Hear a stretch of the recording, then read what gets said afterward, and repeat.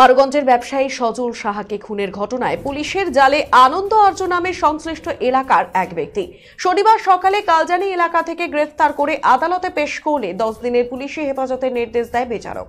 থানা সূত্রে জানা যায়, শনিবার সকালে গোপন সূত্রে খবর পেয়ে কালজানি এলাকা থেকে আনন্দ আর্যকে গ্রেফতার করে পুলিশ। এরপর আদালতে পেশ করলে 14 দিনের পুলিশি হেফাজত চেয়ে আবেদন জানালে বিচারক 10 দিনের পুলিশি হেফাজত মঞ্জুর করে। প্রসঙ্গত, গত বৃহস্পতিবার রাতে মারুগঞ্জ এলাকায় এক ব্যবসায়ীকে ধারালো অস্ত্র দিয়ে কোপানো হয়। রক্তাক্ত অবস্থায় হাসপাতালে নিয়ে গেলে মৃত্যু হয় ব্যবসায়ী সজল সাহার। অভিযোগ ওঠে আনন্দ আর্য নামে এক ব্যক্তির বিরুদ্ধে। ঘটনার পর থেকেই আনন্দ আর্য পলাতক ছিলেন। বৃহস্পতিবার রাতেই মৃত ব্যবসায়ীর মা তুফানগঞ্জ থানায় আনন্দ আর্যের বিরুদ্ধে তার ছেলে অর্থাৎ ব্যবসায়ী সজল সাহাকে ধারালো অস্ত্র দিয়ে খুনের করার অভিযোগ দায়ের করে তুফানগঞ্জ থানায়। অভিযোগের ভিত্তিতে তদন্তে নামে পুলিশ। গোপন সূত্রে খবর পেয়ে শনিবার সকালে কালজানি এলাকা থেকে আনন্দ আর্যকে গ্রেফতার করে পুলিশ। পুলিশের তদন্তে প্রাথমিকভাবে ব্যক্তিগত আক্রোশ থেকেই এই খুন বলে অনুমান, তবে গোটা ঘটনার তদন্ত শুরু করেছে পুলিশ। গত পরশুদিন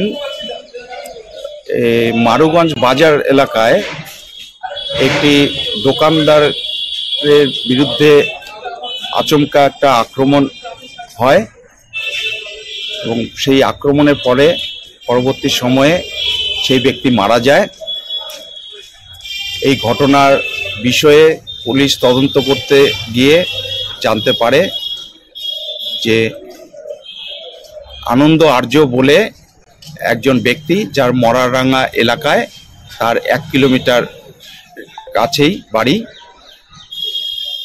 সে এই ঘটনার সঙ্গে যুক্ত এবং তার নাম এফআইআরে উল্লেখ, সে এই ঘটনার সঙ্গে যুক্ত এবং তার নাম এফআইআরে উল্লেখ করে যে ব্যক্তি মারা যায় সজল সাহা, তার মা বাবলি সাহা, তিনি অভিযোগটি করেছেন।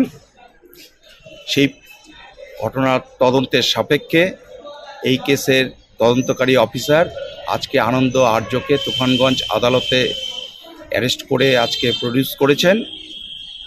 তিনি মোট 14 দিনের জন্য তার পুলিশ হেফাজতের জন্য দরখাস্ত করেছেন।